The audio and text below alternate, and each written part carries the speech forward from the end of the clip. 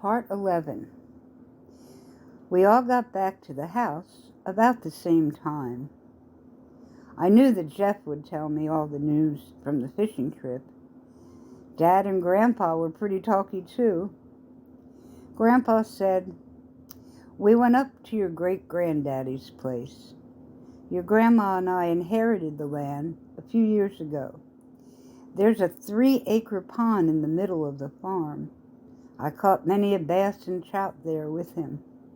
That's who gave me the rowboat, your great-granddaddy." "It's not that far away either," Jeff said. "Only about 5 or 6 miles. And right before we made our turn onto that pine line drive, we had to stop and let a mama bear and 2 of her cubs cross the street.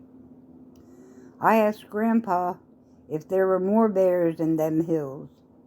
He said, 'They're up there.' He always has bear spray to chase them if they get too close. Usually they just go about their business, and we're careful with food scraps, try not to attract them," Grandpa added.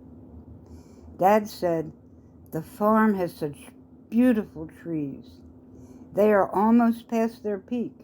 We got up here just in the nick of time to enjoy the awesome colors."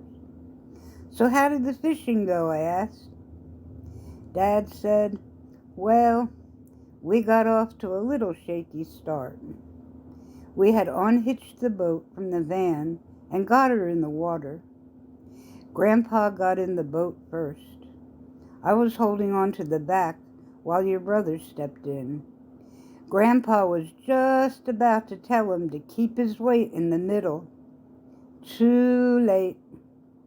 Jeff placed a heavy, eager footstep on the right side of the boat. We were not afraid the boat would flip over, but we were not too sure if your brother would. It was iffy for about a minute. The boat swayed side to side like a carnival ride, but your brother had a natural instinct for balance and worked it out. He finally knew to sit right down in the middle. We were all safe. And your dad was worried about having a fishing license.